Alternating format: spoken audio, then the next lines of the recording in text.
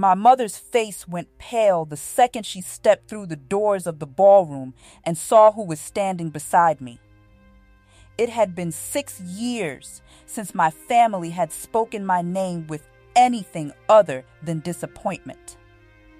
6 years since they had sat me down at our kitchen table in Seattle and explained, with the calm certainty of people who believed they were doing something responsible, that Caleb was going to marry my sister instead of me. Welcome to Her Untold Nights. If you're new here, go ahead and subscribe and turn on the bell. Now here they were, 4 of them, dressed for an anniversary celebration they had specifically requested an invitation to, walking into a room I had built, a company I had built, a name I had built, an entire life I had built out of the wreckage they left behind, and stopping dead in their tracks at the sight of the man standing at my side. My mother's hand found my father's arm.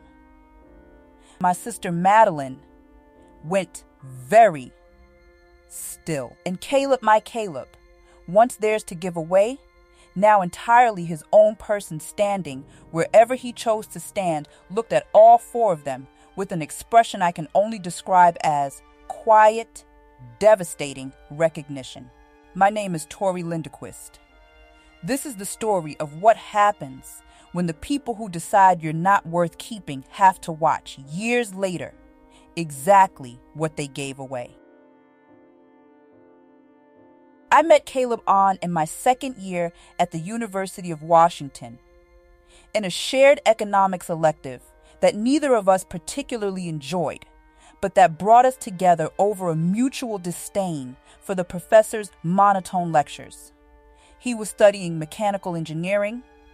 I was studying music business, much to my parents' quiet, persistent disappointment. We dated for 4 years. Through his graduate program, through my early scrappy attempts to break into the Seattle music scene, working 3 jobs to stay afloat, through the specific chaos of 2 people in their early 20s trying to build a life together while neither of us had very much money or very much certainty about the future. I loved him in the uncomplicated way you love someone before life has given you many reasons not to. My family, my parents, Hal and Renata Lindfist, and my older sister Madeline had a particular relationship with stability that I understood, even as a young woman, was rooted in their own history.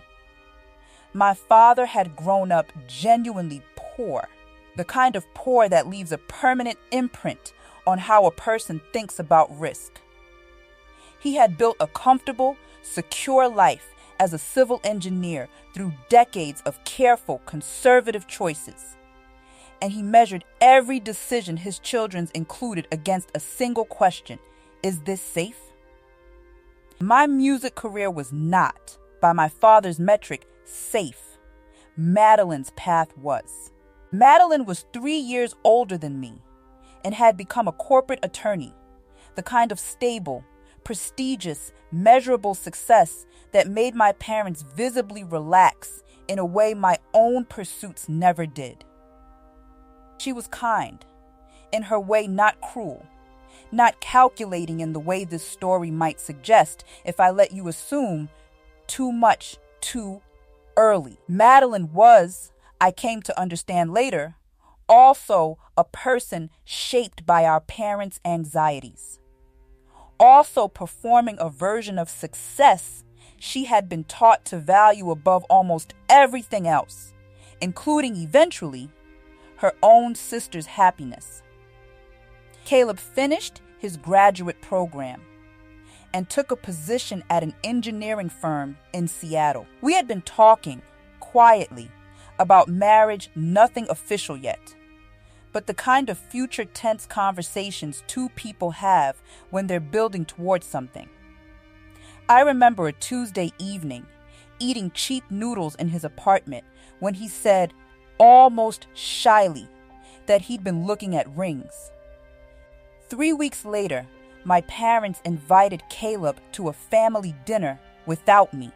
I didn't know about that dinner until much later Caleb told me, eventually, with visible shame, that my parents had sat him down and explained, calmly and at length, why a future with Madeline made more sense than a future with me. My father, Caleb said, had spoken about stability and family planning and the kind of life Caleb deserved to build a life with someone whose career trajectory was, in my father's words, less of a gamble. My mother had spoken about Madeline's qualities, her ambition, her practicality, in a tone that managed to compliment Madeline while quietly diminishing me. The way Diane in another story I once heard could compliment and wound in the same sentence. Caleb told me he had said no at first. He told me he had argued with my father, had said he loved me, had said this wasn't a decision anyone else got to make. But my parents were patient and persistent. And Madeline, I want to be honest about this part, Madeline had also, separately, started spending time with Caleb during this period. Time my parents had quietly engineered. Dinners and family events where the two of them were pushed together with increasing frequency. I don't believe to this day that Madeline set out to steal Caleb from me in some calculated, villainous way.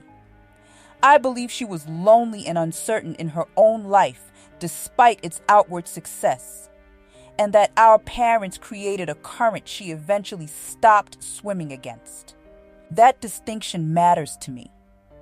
It doesn't excuse what happened, but it helps me understand it. The conversation that ended everything happened on a Sunday afternoon at my parents' kitchen table, the same table where I would, years later, learn they had decided my fate before I ever sat down. My mother made tea. My father cleared his throat in the particular way that meant something serious was coming.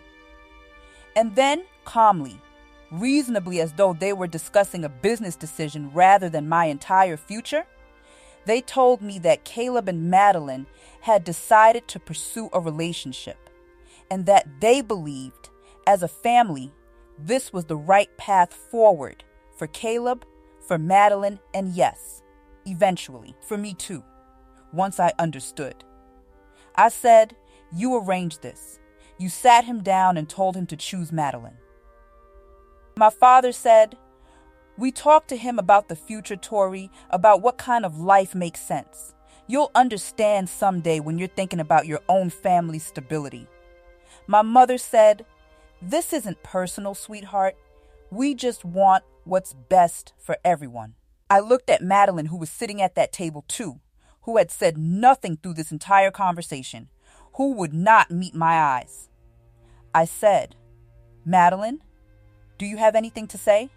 She said very quietly, "I'm sorry, Tori, I really am.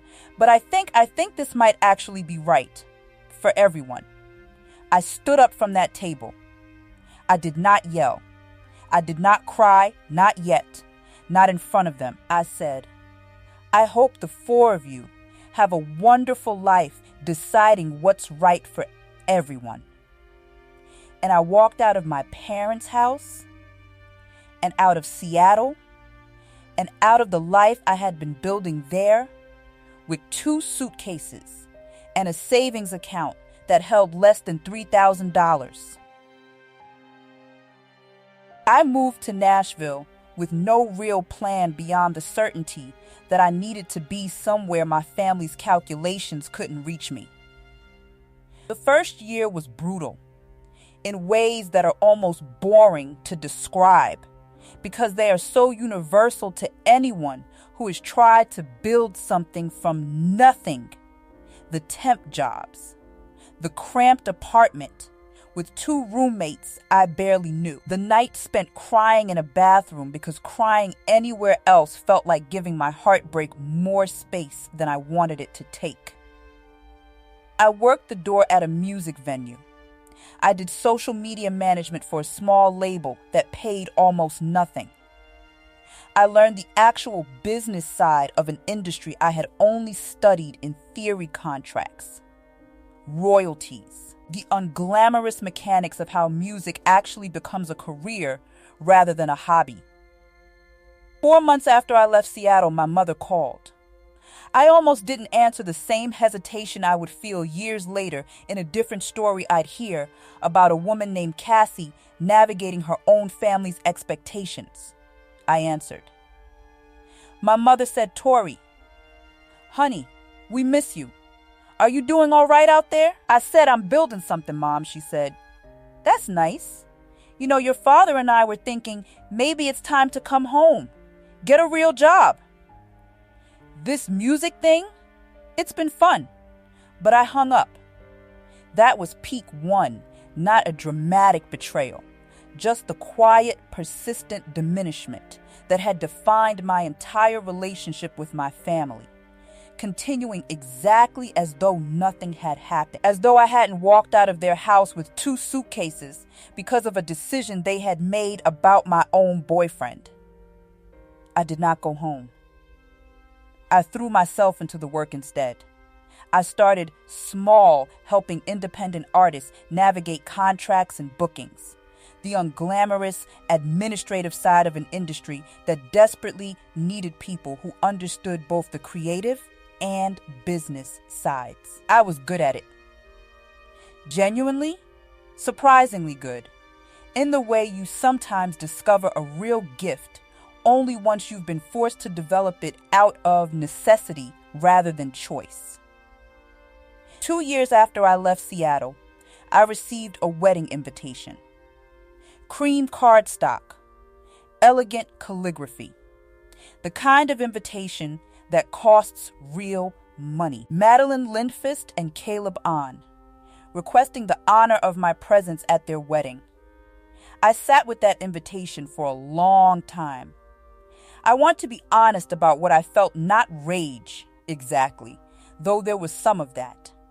Mostly I felt a kind of disbelief that they had sent it at all, that some part of my family genuinely believed I would want to watch my sister marry the man I had loved, the man who had been quietly negotiated away from me at a kitchen table I hadn't been invited to. I did not attend. I sent a card, brief, polite, devoid of any warmth I didn't feel. I did not hear from any of them again for almost 2 years.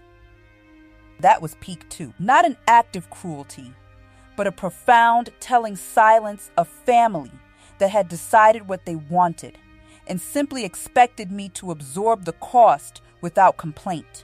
The same pattern that had defined every interaction I'd ever had with them, now playing out on a grander, more permanent scale. The 2 years that followed were the hardest and most formative of my professional life. I scraped together enough capital, a combination of savings, a small business loan, and frankly terrifying personal risk to start my own artist management and music production company. I called it Lindfist Sound, not as any kind of message to my family, but because it was my name, the only thing about my identity that felt fully, uncomplicatedly mine. The early years were not glamorous. I worked from a converted garage. I drove a car with over 180,000 miles on it. I ate more ramen than any adult should reasonably eat. But slowly, artist by artist, contract by contract, I built something real. My second year in business, an artist I had taken on almost as a favor to a friend, a singer-songwriter named Priya Banerjee, who nobody else in Nashville wanted to invest serious time in, had a song go viral in a way none of us had predicted. It opened doors. It brought in other artists who had heard about the careful, detail-oriented, genuinely caring way I worked with the people I represented. By my 4th year in Nashville, Lindfist Sound had 12 artists on its roster and a reputation, in certain circles, as the company that actually cared about its artists' long-term careers rather than short-term extraction. I was working with people I respected, doing work that genuinely fulfilled me, building something that was unambiguously entirely my own. My family's third contact came during my hardest year, not my hardest professionally, but personally. I had gone through a difficult breakup with someone I dated for 2 years after Nashville, a relationship that had ended badly, and I was, for the first time since leaving Seattle, genuinely struggling emotionally. I did not reach out to my family during that period. They did not reach out to me. It was only after Priya's third album went platinum, only after a trade publication ran a feature on Lindfist Sound, calling me one of Nashville's most quietly powerful new executives. Only after my company's revenue crossed a threshold that apparently made its way back to Seattle through some mutual connection that my mother called again. She said, "Tori, we saw the article. We're so proud of you, honey. We always knew you had it in you." I sat with the phone against my ear for a long moment, thinking about 4 months after I'd left, when my mother had suggested I come home and get a real job. Thinking about the wedding invitation. Thinking about 2 years of silence during my hardest professional climb, broken only by a magazine article. I said, "Thanks, Mom. What can I do for you?" Because I already knew somehow that this call wasn't really about pride. I just didn't yet know what they wanted.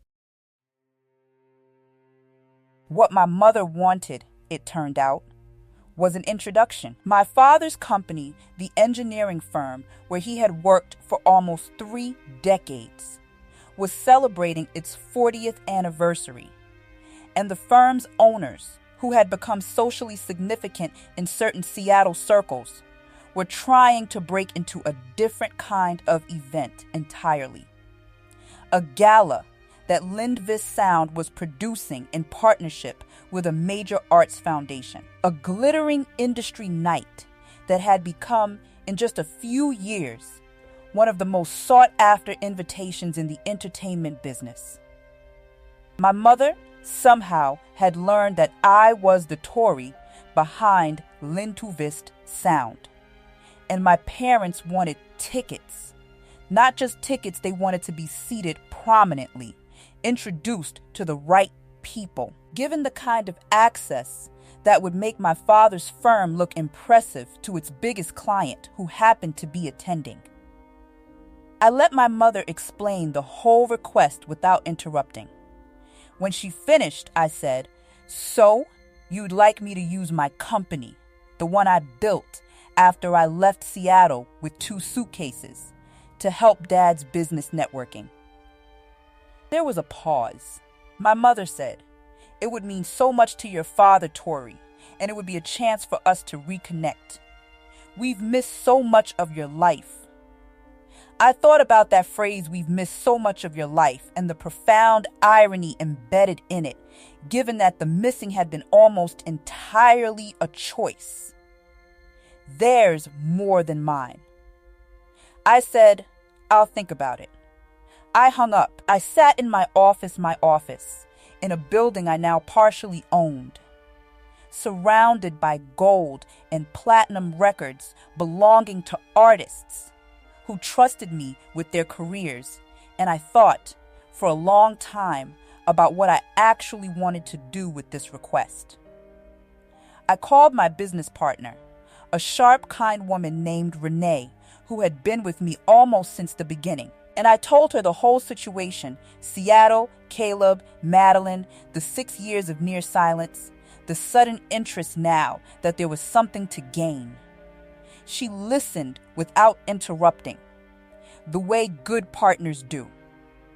When I finished, she said, "What do you want to do?" I said, "I want to invite them."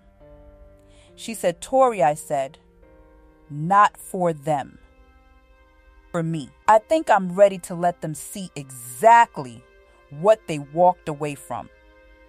Not to humiliate them. I don't want a scene. I don't want drama at my own event. I just want them to see it. Clearly, once here is the detail that made the evening what it ultimately became. The detail I haven't told you yet, Caleb worked for me. Not romantically, I want to be completely clear about that, because I know where some listeners' minds might go.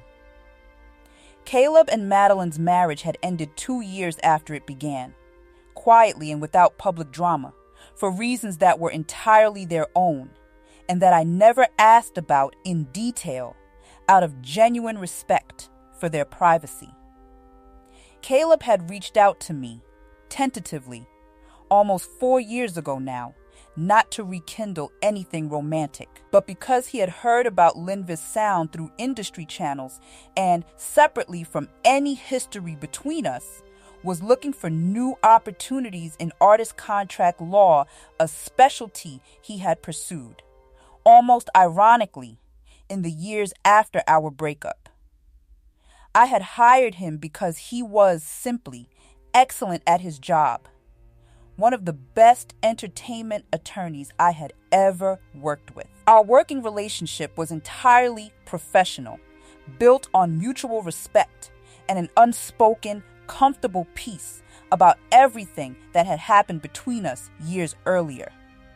He would, of course, be at the anniversary gala as my company's general counsel, standing exactly where a man of his position would naturally stand at his own company's signature event, beside the founder. I sent my parents the invitation myself, 4 tickets my parents, and since they would surely want to bring her, Madeline as well, along with whoever she was bringing.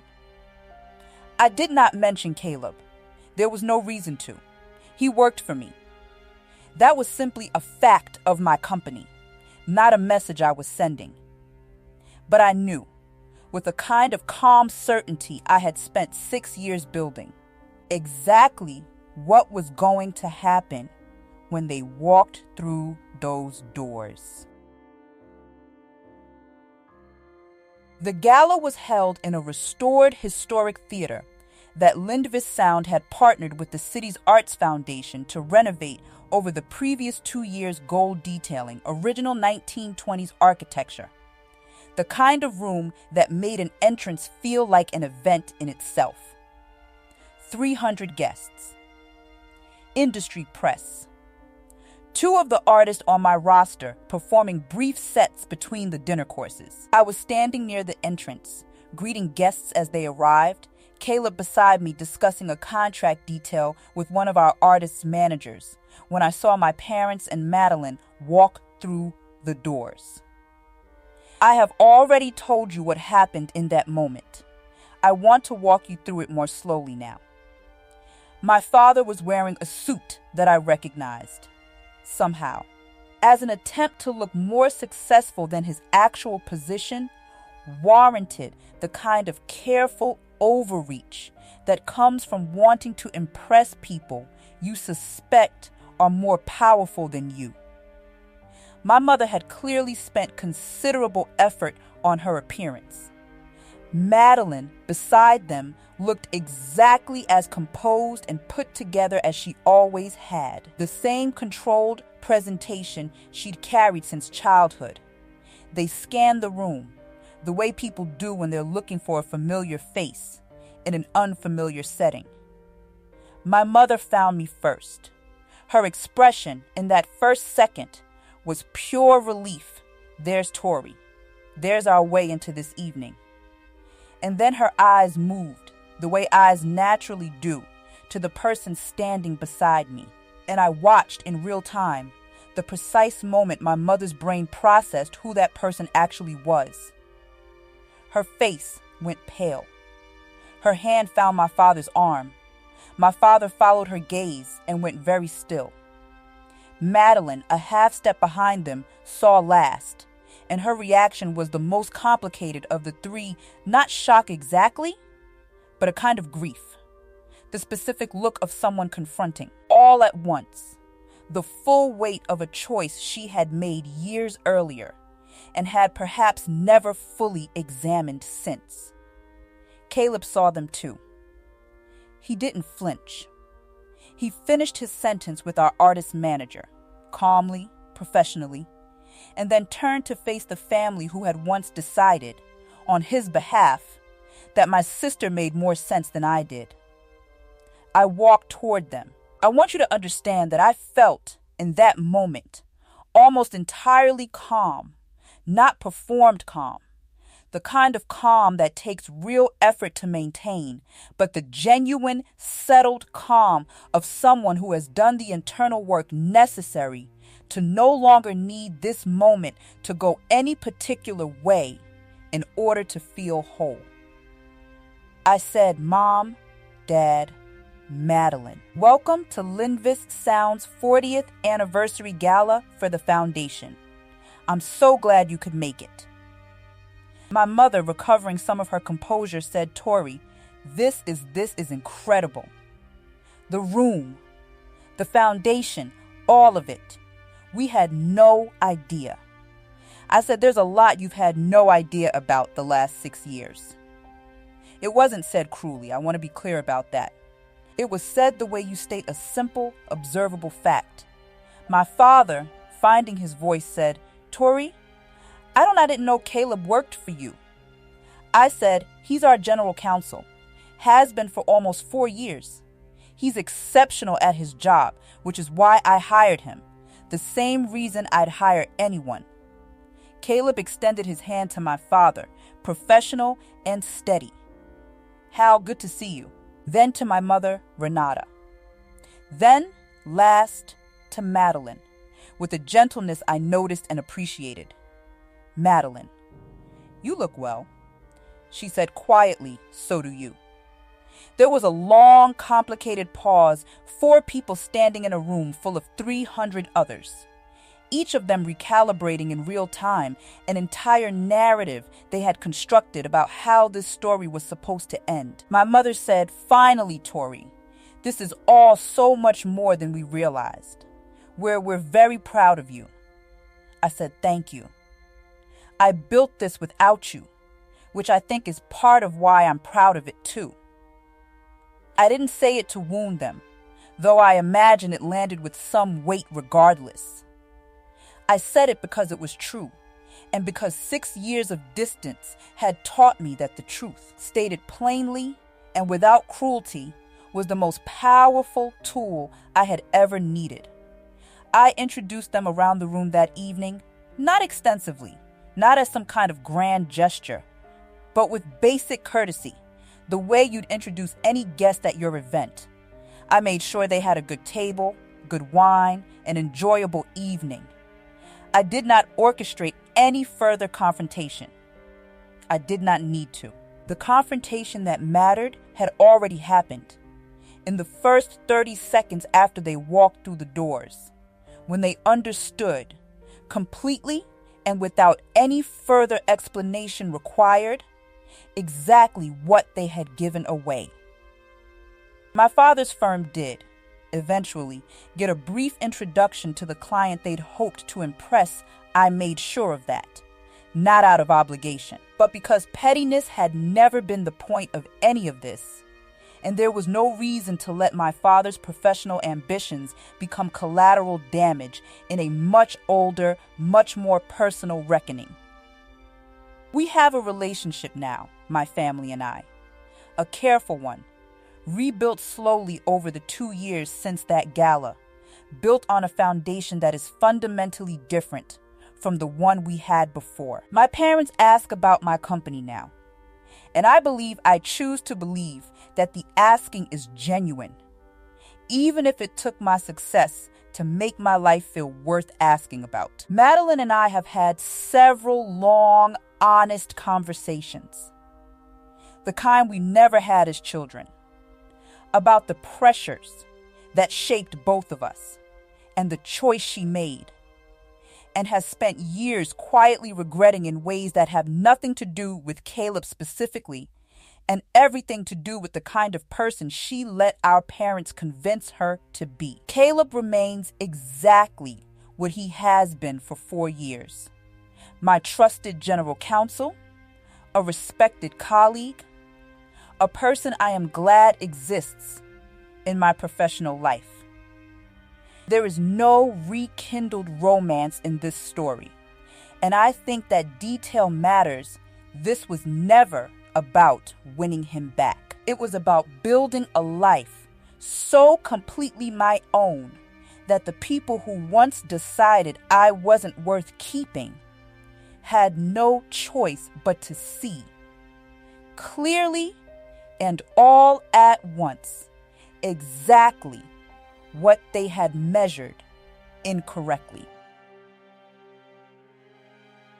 If your family has ever made a decision about your life that they believed was for your own good, if they have ever measured your worth against someone else's and found you wanting, I want you to hear this clearly. Their calculation was never the final word on what you're worth. It was simply a reflection of what they valued, filtered through their own fears and limitations, applied to a person they never fully understood. I spent 6 years building a life so completely my own that I stopped needing my family's approval to feel whole. That is the actual ending of this story, not the moment they walked through those doors and saw Caleb standing beside me. Though I won't pretend that moment didn't matter to me. The real ending is quieter than that. It's every ordinary Tuesday at my company, surrounded by people I respect, doing work I love, in a life I built entirely on my own terms. Walking away from people who underestimate you isn't losing. I want to say that again because it took me years to fully believe it myself. Walking away isn't losing. It's the first uncertain step toward building something they'll eventually have to reckon with, whether or not reckoning was ever your goal. You don't need revenge to win. You need a life so true to who you actually are that the people who misjudged you simply can't help but see it. Eventually, clearly, all at once, the way my family saw it the moment they walked through those doors. Build the life. Let the rest take care of itself. Thank you for spending this time with me. If Tori's story resonated with you, if you've ever walked away from people who underestimated you and built something entirely your own, I'd love to hear about it in the comments. I'll see you in the next story.